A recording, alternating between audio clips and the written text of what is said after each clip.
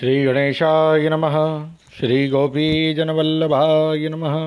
श्रीमद्भागवत महापुराण दशम स्कंध अथैक पंचाशतमोध्यायः। कालयवन का भस्म होना, मुचुकुंद की कथा। श्री सुखदेव जी कहते हैं, प्रिय परीक्षित, जिस समय भगवान श्री कृष्ण मथुरा नगर के मुख्य द्वार से निकले उस समय ऐसा मालूम पड़ा मानो पूर्व दिशा से चंद्रोदय हो रहा हो। उनका श्यामल शरीर अत्यंत ही दर्शनीय था। उस पर रेशमी पीताम्बर की छटा निराली ही थी। वक्षस्थल पर स्वर्ण रेखा के रूप में श्रीवत्स चिन्ह शोभा पा रहा था और गले में कौस्तुभ मणि जगमगा रही थी। 4 भुजाएं थी जो लंबी लंबी और कुछ मोटी मोटी थी। हाल के खिले हुए कमल के समान कोमल और रत्नारे नेत्र थे। मुख कमल पर राशि राशि आनंद खिल रहा था। कपोलों की छटा निराली ही थी। मंद मंद मुस्कान देखने वालों का मन चुराए लेती थी। कानों में मकराकृत कुंडल झिलमिल झिलमिल झलक रहे थे।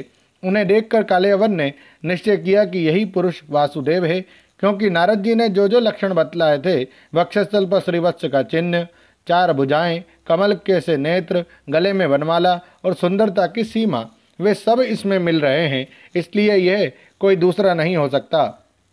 इस समय यह बिना किसी अस्त्र शस्त्र के पैदल ही इस ओर चला आ रहा है, इसलिए मैं भी इसके साथ बिना अस्त्र शस्त्र के ही लड़ूंगा।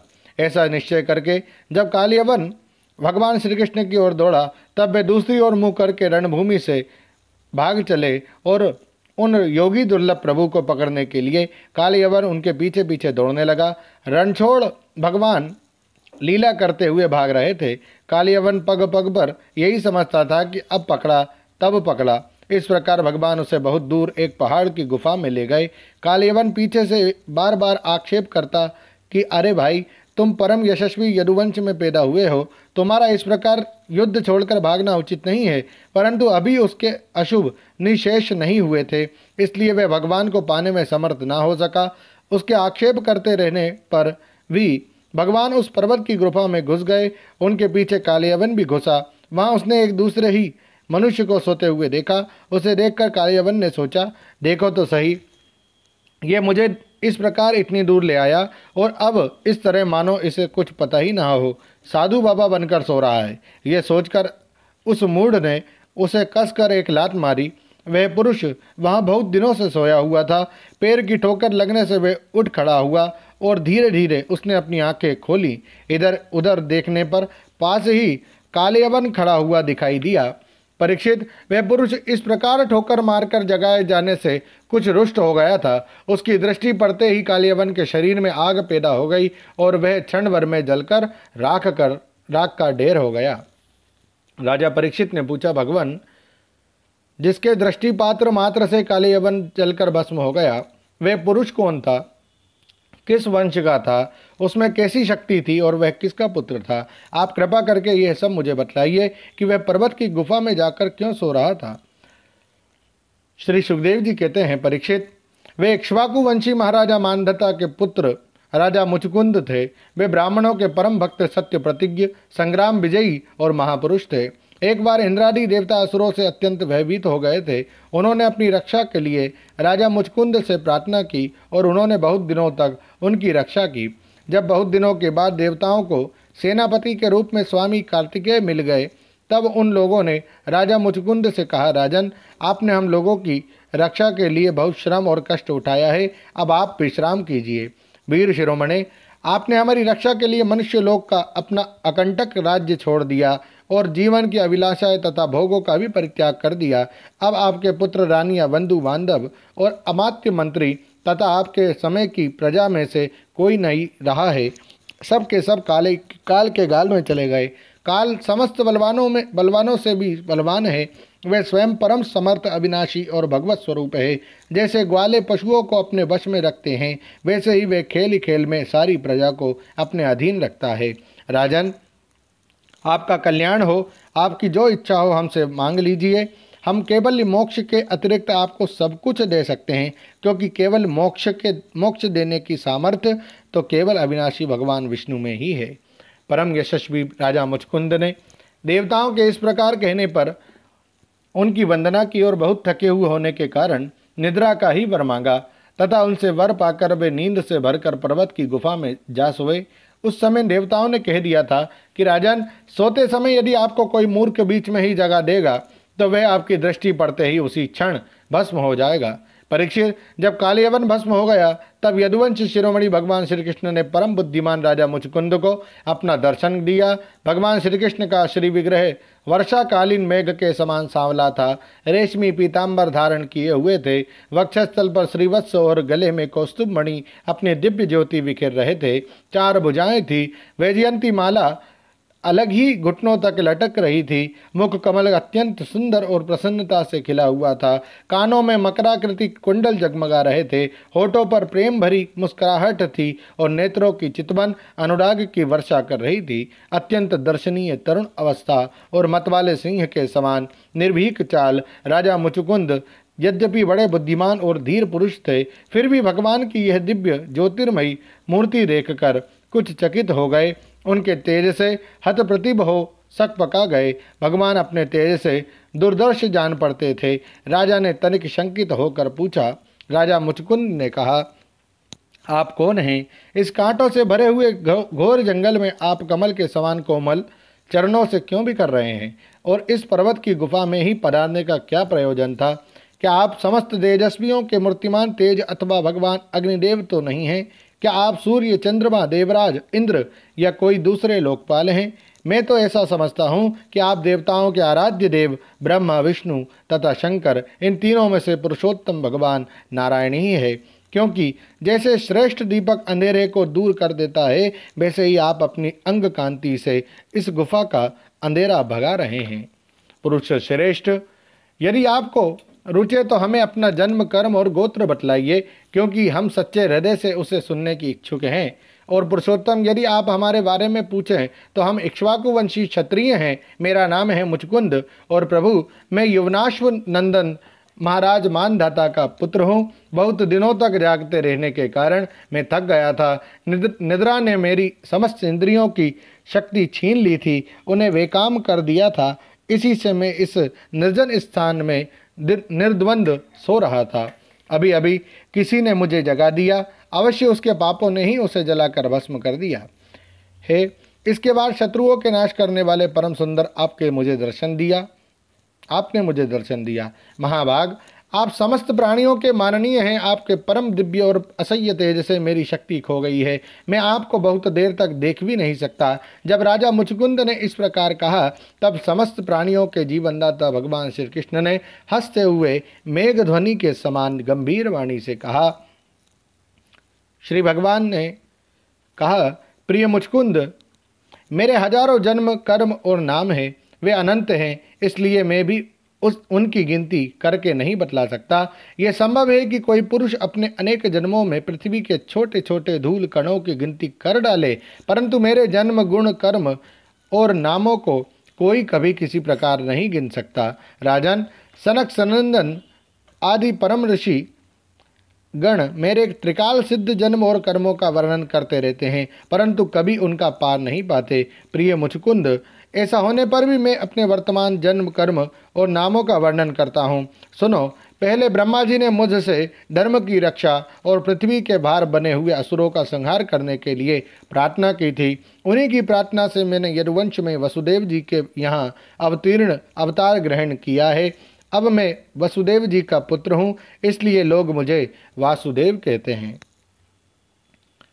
अब तक मैं काल नेमी असुर का, जो कंस के रूप में पैदा हुआ था, तथा प्रलंब आदि अनेकों साधु द्रोही आसुरों का संहार कर चुका हूँ। राजन, यह कालयवन था जो मेरी ही प्रेरणा से तुम्हारी तीक्ष्ण दृष्टि पड़ते ही भस्म हो गया। वही मैं तुम पर कृपा करने के लिए ही इस गुफा में आया हूँ।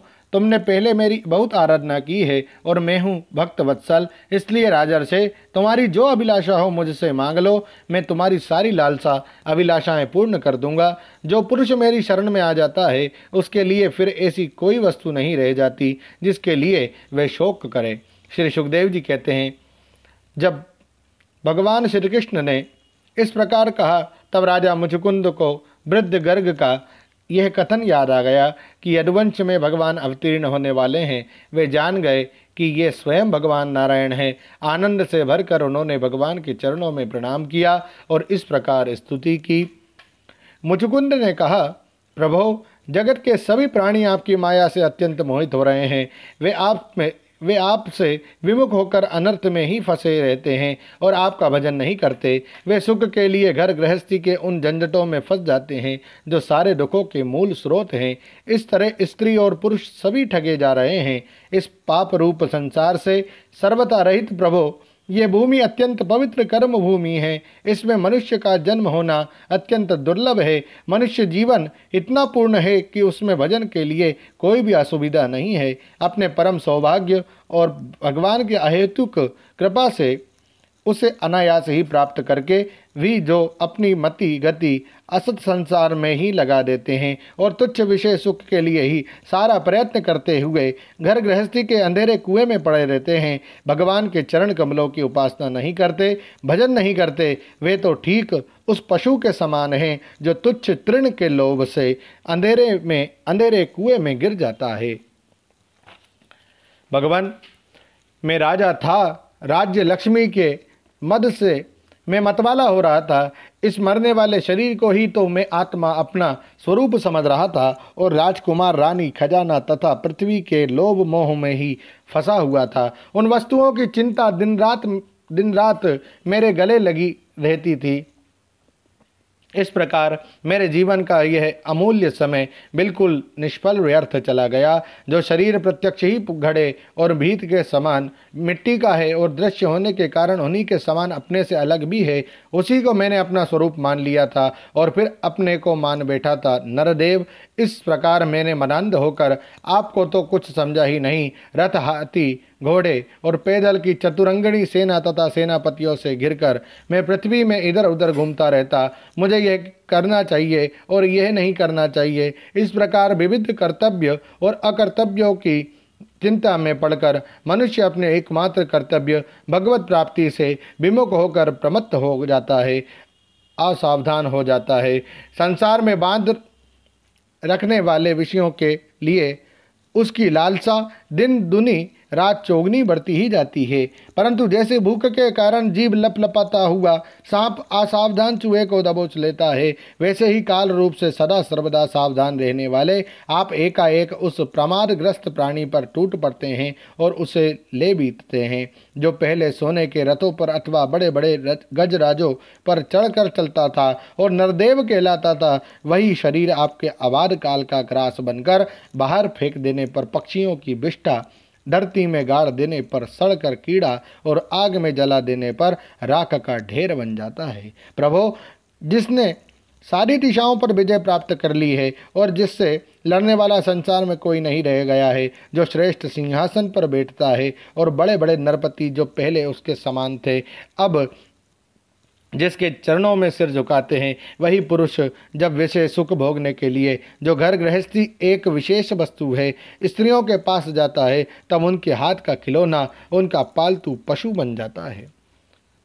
बहुत से लोग विषय भोग छोड़कर पुनः राज्यादि भोग मिलने की इच्छा से ही दान पुण्य करते हैं और मैं फिर जन्म लेकर सबसे बड़ा परम स्वतंत्र सम्राट हूँ, ऐसी कामना रखकर तपस्या में भली भांति स्थित हो शुभ कर्म करते हैं। इस प्रकार जिसकी तृष्णा बड़ी हुई है वे कदापि सुखी नहीं हो सकता।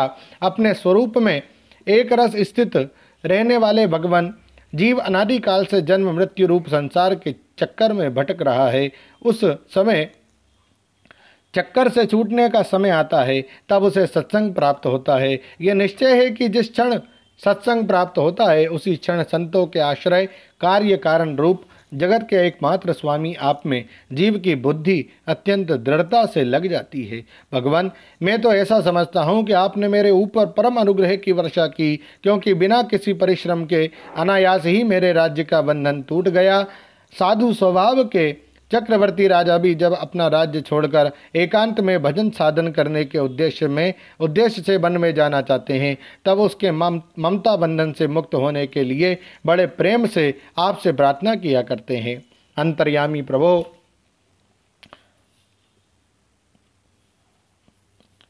न काम ये नयम तब पाद सेवना। अंतर्यामी प्रभो, आपसे क्या छिपा है, मैं आपके चरणों की सेवा के अतिरिक्त और कोई भी वर नहीं चाहता, क्योंकि जिनके पास किसी प्रकार का संग्रह परिग्रह नहीं है अथवा जो उसके अभिमान से रहित है, वे लोग भी केवल उसी के लिए प्रार्थना करते रहते हैं। भगवान भला बतलाइए तो सही मोक्ष देने वाले आपकी आराधना करके ऐसा कौन श्रेष्ठ पुरुष होगा जो अपने को बांधने वाले सांसारिक विषयों का वर मांगे। इसलिए प्रभु, मैं सत्वगुण, रजोगुण और तमोगुण से संबंध रखने वाली समस्त कामनाओं को छोड़कर केवल माया के लेश मात्र संबंध से रहित गुणातीत एक अद्वितीय चित्त स्वरूप परम पुरुष आपकी शरण ग्रहण करता हूँ। भगवान, मैं अनादिकाल से अपने कर्म फलों को भोगते भोगते अत्यंत आर्त हो रहा था। उनकी दुखद ज्वाला रात दिन मुझे जलाती रहती थी। मेरे 6 शत्रु, 5 इंद्रियां और 1 मन कभी शांत ना होते थे। उनकी विषयों की प्यास बढ़ती ही जा रही थी। कभी किसी प्रकार एक क्षण के लिए भी मुझे शांति ना मिली। शरणदाता, अब मैं आपके भय, मृत्यु और शोक से रहित चरण कमलों की शरण में आया हूँ। सारे जगत के एकमात्र स्वामी परमात्मन, आप मुझ शरणागत की रक्षा कीजिए। भगवान श्री कृष्ण ने कहा, सार्वभौम महाराज, तुम्हारी मति, तुम्हारा निश्चय बड़ा ही पवित्र और ऊंची कोटि का है। यद्यपि मैंने तुम्हें बार बार वर देने का प्रलोभन किया, फिर भी तुम्हारी बुद्धि कामनाओं के अधीन न हुई। मैंने तुम्हें जो वर देने का प्रलोभन दिया वे केवल तुम्हारी सावधानी की परीक्षा के लिए। मेरे जो अनन्य भक्त होते हैं उनकी बुद्धि कभी कामनाओं से इधर उधर नहीं भटकती। जो लोग मेरे भक्त नहीं होते वे चाहे प्राणायाम आदि के द्वारा अपने मन को वश में करने का कितना ही प्रयत्न क्यों ना करे, उनकी वासनाएं क्षीण नहीं होती और राजन, उनका मन फिर से विषयों के लिए मचल पड़ता है। तुम अपने मन और सारे मनोभावों को मुझे समर्पित कर दो, मुझ में लगा दो और फिर स्वच्छंद रूप से पृथ्वी पर विचरण करो। मुझ में तुम्हारी विषय वासना शून्य निर्मल भक्ति सदा बनी रहेगी। तुमने क्षत्रिय धर्म का आचरण करते समय शिकार आदि के अवसरों पर बहुत से पशुओं का वध किया है। अब एकाग्र चित्त से मेरी उपासना करते हुए तपस्या के द्वारा उस पाप को धो डालो। राजन, अगले जन्म में तुम ब्राह्मण बनोगे और समस्त प्राणियों के सच्चे हितैषी परम सुहृद होगे तथा फिर मुझ विशुद्ध विज्ञान घन परमात्मा को प्राप्त करोगे। ओम नमो भगवते वासुदेवाय। श्रीमद्भागवते महापुराणे पारमहंस्यां संहितायां दशम स्कंधे उत्तरार्धे मुचुकुंद स्तुति नामैक 50तमोऽध्यायः। श्री राधा कृष्णार्पणमस्तु। हरये नमः, हरये नमः, हरये नमः। जय श्री राधे। माखन चोर जय रण छोड़।